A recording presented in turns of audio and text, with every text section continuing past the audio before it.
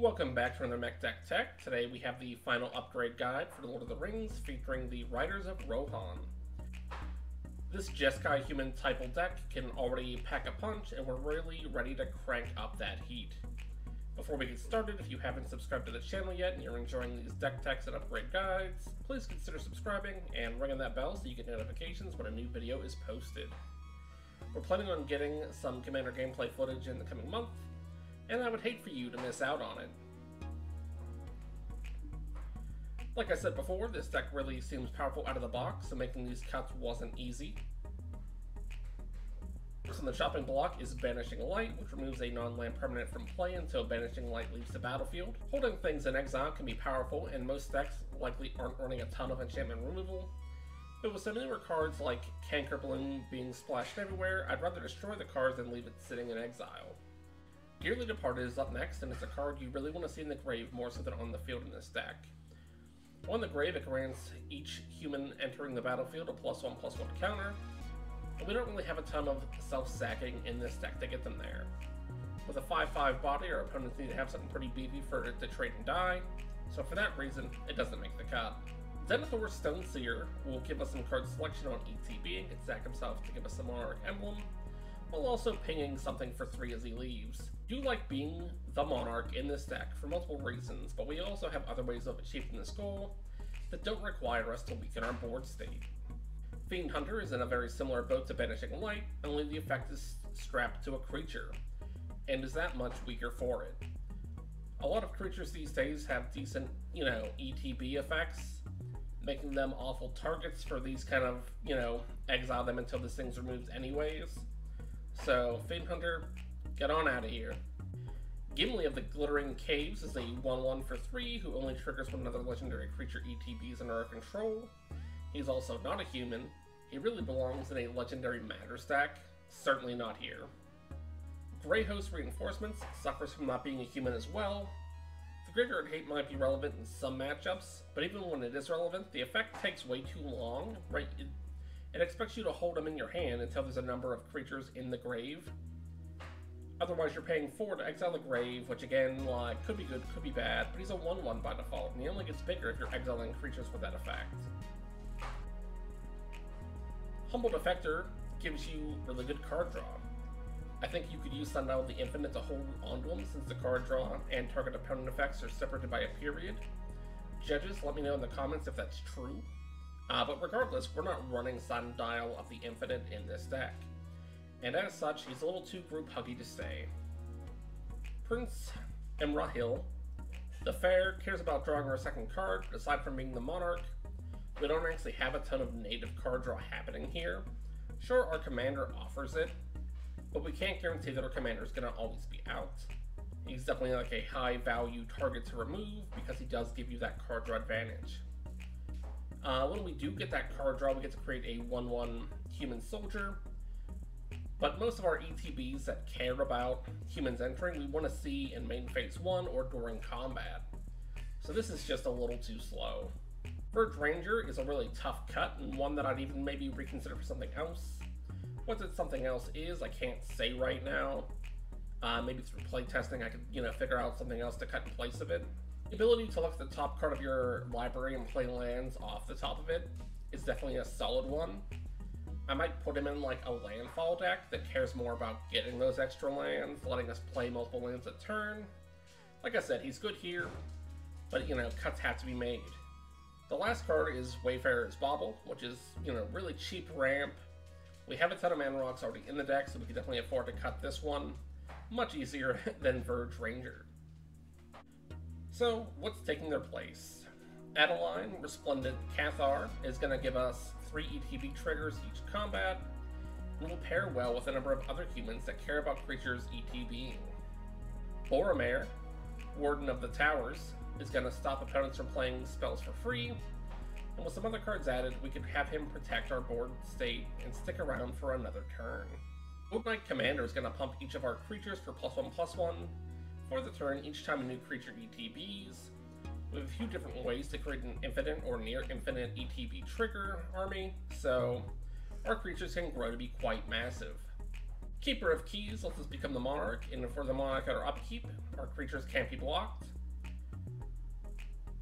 They act as a nice way to end the game, and also deflect some attention from our other key pieces. Kiki-Jiki Mirror Breaker has a number of infinite combos, including a few infinite combat tricks up its sleeve, which could lead us to victory. Knight of the White Orchid can grab us planes that don't have to be basic, and with a few copy creature abilities in this deck, we could really use this effect multiple times, but only when we've fallen behind in terms of how many lands we have in play. Riona Fire Dancer is here as well, for the same reason as Kiki-Jiki. We're copying good boys and going infinite to close out these games. Helm of the Host makes another appearance for the same reason. I would like to keep some of these upgrade guides, a little more unique. But unfortunately, some of these cards combo with multiple combat steps found in this Precon. It just can't be helped. Cathar's Crusade is here to abuse those ETBs. And Splinter Twins is here to abuse those multiple combats along with Helm of the Host, Riona, and Kiki-Jiki. Let's get into those 3 R's, our ramp, removal, and reactions. Knight of the White Orchid can grab his planes and will require you to upgrade your lands to really take advantage of it, because those planes don't have to be basic lands. Withered Wayfarer lets us search for any land, but only if an opponent has more lands than we do. Then we have the Mana Rocks, Arcane Signet, Commander Sphere. Herald's Horn technically is a cost reducer, not a mana rock, but it's basically ramp plus. Soul Ring, Talisman of Conviction, Talisman of Progress, and Thought Vessel. We have removal in the form of Palace Jailer, though they really only get to stay in here because they let us become the Monarch. Emer, King of Rohan, can deal damage equal to his power when he ETBs, a fact that we're going to abuse with all of our clone style effects. Earthquake will hit us hard as well, but because we have ways of making our boys indestructible, could help us close out the game. Supreme Verdict can't be countered and will destroy all creatures.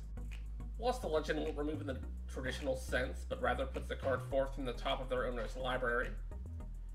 We of course have Path to Exile and Swords to Plowshares. Lastly, we have Court of Ire, which could act as removal for some smaller things, or even some pretty large things for the Monarch, but more likely we're just burning our opponents in the face. Reactions are actually plentiful in this deck, unlike the amass one we just went over. So Boromir of the Towers can sack himself to grant our creatures indestructible, and has the ring tempt us as a bonus. Frontline Medic will let us sack it to counter a spell with X in its cost unless the controller pays 3. Village Bellringer can flash in to untap our entire field, allowing us to block when we appear to be wide open. And Selfless Squire could be flashed in to prevent all damage that would be dealt, and gets a +1/+1 counter for each point of damage prevented this way.